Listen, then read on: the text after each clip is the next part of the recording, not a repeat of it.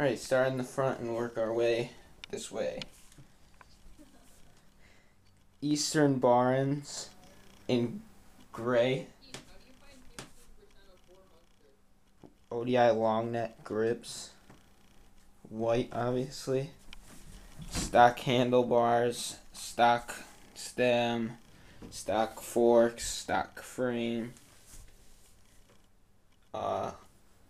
Cinema front hub laced to Cinema front rim, and Demolition front tire.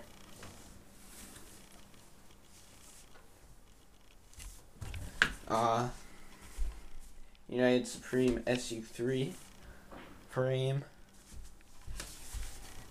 United Supreme su3 cranks along with sprocket and 25 tooth sprocket and half link chain came stock. Welgo pedals, metal.